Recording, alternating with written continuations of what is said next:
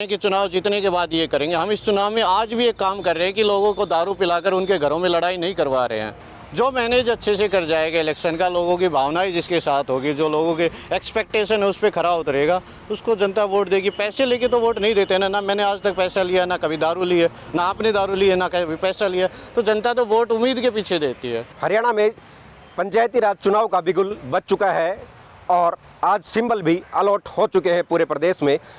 एक ऐसे युवा जो राजनीति मैदान में आए हैं, इंजीनियरिंग करने के बाद लोग नौकरी की तलाश करते हैं, लेकिन वो आज समाज सेवा के माध्यम से राजनीति में आए हैं। हमारे साथ है तेजपाल छाजियावास, जो वार्ड नंबर 5 जिला महेंद्रगढ़ से जिला परिषद का चुनाव लड़ रहे हैं। आज इनसे जानेंगे कि इन्होंने शिक्षा इतनी ग्रहण की और उसके बाद ये क्यों राजनीति में आए और इनके क्या मुद्दे होंगे। स्वागत है जी आपका। सबसे पहले तो आपके सभी दर्शकों को, हरियाणा तक के सभी दर्शकों को मेरा नमस्कार, हाथ जोड़ के नमस्कार। आज सबसे पहले मैं बताना चाहूँगा, आज जो पंचायती राज चुनाव जो होने हैं उनके सिंबल अलॉट हुए हैं। तो मुझे जो सिंबल मिला वो पतंग का सिंबल मिला। वार्ड नंबर 5 से मैं पार्षद प्रत्याशी हूँ। और जो भाई ने आपने सवाल पूछा है कि राजनीति में क्यों आया हूँ, तो राजनीति में आने का कारण ये है कि हमारे बहुत सारे मुद्दे हैं जो राजनीति के बिहाफ पे सोल्व हो सकते हैं। हमने महसूस किया अन्ना आंदोलन के बाद, केजरीवाल जी की वजह से, मोदी जी की वजह से हमारा इंटरेस्ट राजनीति में बढ़ा। उसके बाद हमने महसूस किया कि शिक्षा की बहुत बुरे हालात है, गाँव में सफाई के बहुत बुरे हालात है, अस्पतालों के बहुत बुरे हालात है, बेरोज़गारी बहुत चरम पर है। तो बहुत सारे मुद्दे हैं, क्राइम बहुत ज़्यादा है। तो इन सब मुद्दों को हम सोशल लेवल पे भी सोल्व कर सकते हैं, लेकिन उसका इम्पैक्ट बहुत कम होता है। इन सब मुद्दों का अगर सोल्व करना है तो युवाओं को राजनीति में आना पड़ेगा। इसलिए आपने इंजीनियरिंग की, पढ़ाई लिखाई की, तो उसको इस राजनीति दृष्टिकोण से किस तरह से आप देखते हैं? नहीं, इंजीनियरिंग की, उसमें टेक्निकल पढ़ाई की। हमारे आज भी टेक्निकल चीज़ें हैं, जैसे फ़ोन यूज़ कर रहे हैं, बहुत सारे इंस्ट्रूमेंट यूज़ कर रहे हैं। तो वहाँ तक जो टेक्नोलॉजी का ज्ञान है वो बहुत सारी जगह काम आता है।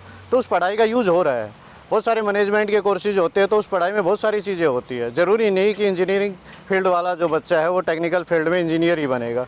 आगे बहुत सारे ऑप्शन होते हैं। कोई गवर्नमेंट जॉब में जाता है, कोई प्राइवेट कंपनी में किसी दूसरी कंपनी में काम करता है, कोई सरकारी जॉब की तैयारी करता है, कोई अपना बिजनेस करता है। तो ज़रूरी नहीं है कि उसी फील्ड में रहा जाए। अच्छा, वो दो से आपका प्रेम, आपने नर्सरी करी, इंजीनियरिंग, उसका नाम भी आपने इंजीनियरिंग नर्सरी रखा।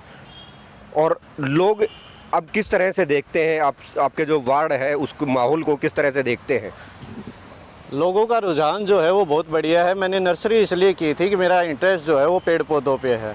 पेड़ पौधे मुझे बहुत अच्छे लगते हैं। मैं चाहता हूँ अपने पूरा एरिया हरा भरा हो, साफ़ सुथरा हो। इसलिए मैंने नर्सरी की शुरुआत की ताकि इजीली अवेलेबल हो जाए पेड़ और सस्ते रेट पे अच्छी क्वालिटी के पेड़ मिल जाए। इसलिए मैंने नर्सरी की शुरुआत की थी और जो नर्सरी है बहुत अच्छी बढ़ रही है, बहुत अच्छे से ग्रो कर रही है। अच्छा, अब मेन मुद्दे जो है क्या क्या रहेंगे इस चुनावी? वार्ड नंबर 5 की जनता का बहुत बढ़िया प्यार मिल रहा है। इसमें हमारा सबसे बड़ा कारण क्या है, हम जो चुनाव है ईमानदारी से लड़ रहे हैं। इस चुनाव में हम बिल्कुल भी फिजूल खर्चा नहीं कर रहे हैं, कोई डीजे वीजे नहीं बजा रहे हैं, दारू दप्पड़ कुछ नहीं दिया जा रहा है, लोगों को परेशान नहीं किया जा रहा है। हम इस चुनाव में एक काम अभी भी कर रहे हैं। लोग कह रहे हैं कि चुनाव जीतने के बाद ये करेंगे। हम इस चुनाव में आज भी एक काम कर रहे हैं कि लोगों को दारू पिलाकर उनके घरों में लड़ाई नहीं करवा रहे हैं। हम बहुत तेज़ आवाज़ में डीजे बजा के लोगों को, जो बुज़ुर्ग लोग हैं उनके कान नहीं फोड़ रहे हैं। जो शाम के टाइम जो भैंस गाय दूध देती है तो वो गाय और भैंस को परेशान नहीं कर रहे, दूध से नहीं हटा रहे हैं। तो ये हम आज के टाइम भी, इलेक्शन के टाइम भी ये काम कर रहे हैं। एक प्रकार से जीतने के बाद तो जो और काम है वो कर पाएंगे। अच्छा, खास तौर के ऊपर देखा जाता है कि पैसे वाले जो लोग हैं वो चुनाव लड़ते हैं, राजनीतिक प्रोपगंडे अपनाते हैं, लोगों को प्रलोभन देते हैं अलग अलग तरीके के।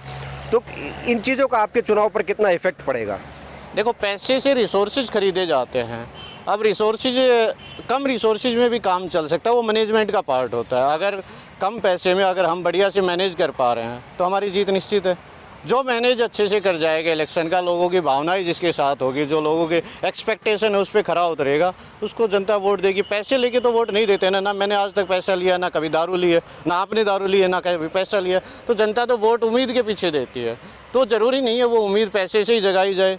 वो बहुत सारे तरीके हो सकते हैं। आजकल तो सोशल मीडिया का तरीका है, आपके थ्रू हम बात कर रहे हैं, लोगों तक जाएगी ये चीज़ें। तो बहुत सारे तरीके, ज़रूरी नहीं है पैसे से ही इलेक्शन लड़ा जा सके। अच्छा, जिस तरह से माहौल जो बना हुआ है, गांव के अंदर जो गलियों का मुद्दा होता है, स्ट्रीट लाइट का मुद्दा होता है, शिक्षा का मुद्दा होता है, इन सब चीज़ों को किस तरह से आप देखते हैं और वो लोगों को कहाँ तक आप समझा पाए इन सब चीज़ों को? देखो, शिक्षा का, स्वास्थ्य का, ये बहुत बड़े मुद्दे हैं और हम इन पे काम करना चाहते हैं, दिल से काम करना चाहते हैं, नीयत है। लेकिन जो पार्षद के अंडर आता है, शिक्षा और स्वास्थ्य के मुद्दे पे ज़्यादा कुछ कर नहीं सकता। हम कोशिश करेंगे स्कूलों में प्रिंसिपल जो हेडमास्टर हैं उनसे मिलके, सरकार के और प्रतिनिधि अधिकारी हैं उनसे मिलके कुछ सुविधाएं बढ़ाने की, कुछ अच्छा करने की। लेकिन इनमें मेरा जो मैनिफेस्टो, उसमें 3-4 काम मोटे मोटे मैं बता देता हूँ जो मेरा सबसे पहला टारगेट होगा करने का। उसमें सबसे पहले हर गांव में एक पार्क डेवलप किया जाएगा जहां पर बुजुर्ग लोग, महिलाएं घूम फिर सकते हैं, शाम सुबह के टाइम पे एक्सरसाइज वगैरह कर सकते हैं। उसमें ओपन जिम हो सकती है। इसके अलावा जो आजकल बच्चे जो है नशे के शिकार हो रहे हैं, तो उसके लिए उनको डाइवर्ट करने के लिए खेल के संसाधन प्रोवाइड किए जाए, अच्छा ग्राउंड प्रोवाइड किया जाए। तो उनके लिए एक अच्छा ग्राउंड प्रोवाइड किया जाएगा ताकि वो नशे से हट के खेल की तरफ, स्पोर्ट्स की तरफ रुचि लें। तीसरा जो काम रहेगा, हमारा जो एरिया लगभग इधर जो गाँव आते हैं, लगभग 18-19 गांव हैं, उनमें पानी की बहुत भारी समस्या है। तो उनमें पानी को लेके हम संघर्ष करेंगे, अधिकारियों से मिलेंगे, हाथ जोड़ेंगे, पैर पकड़ेंगे उनके। बारिश के टाइम 5 महीने 4 महीने पूरा हरियाणा पानी से भरा रहता है, सिर्फ साउथ हरियाणा को ज़रूरत है। डॉक्टर अभय सिंह यादव जी जो हैं नांगल चौधरी के विधायक, वो पानी को लेकर के बहुत बढ़िया काम कर रहे हैं। तो हम उनसे भी मिलेंगे, उनसे भी रिक्वेस्ट करेंगे कि हमारे एरिया में भी पानी की कमी है, इसमें भी जो जोहड़ है, जो खाली जंगल का हिस्सा है, वहाँ पाइपलाइन दबा के ओपन में पानी छोड़ा जाए। ये नदी है कुक्सी वाली, इसमें पानी छोड़ा जाए ताकि एरिया में पानी ऊपर आए। आज अपने एरिया में शादी करने में भी दिक्कत आती है कि ज़मीन बहुत ज़्यादा है लोगों के पास, फिर भी शादी नहीं होती। उसमें कारण क्या? पानी तो है नहीं, ज़मीन की वैल्यू क्या है फिर? तो अगर पानी होगा तो सारी चीज़ें, अर्थव्यवस्था अपने एरिया की बहुत बढ़िया होगी। तो हम पानी को लेके बहुत बड़ा संघर्ष करेंगे। अच्छा, जिस तरह से लोगों को आप क्या देखते हैं कि जो पढ़ा लिखी प्रतिनिधि है, प्रतिनिधित्व करने के लिए मैदान में आता है, तो उसका कितना इफेक्ट पड़ता है? देखो, बहुत सारी चीज़ें इलेक्शन में काम करती है। लोगों की भावनाओं को टच करना पड़ता है, लोग क्या चाहते हैं उसको टच करना पड़ता है।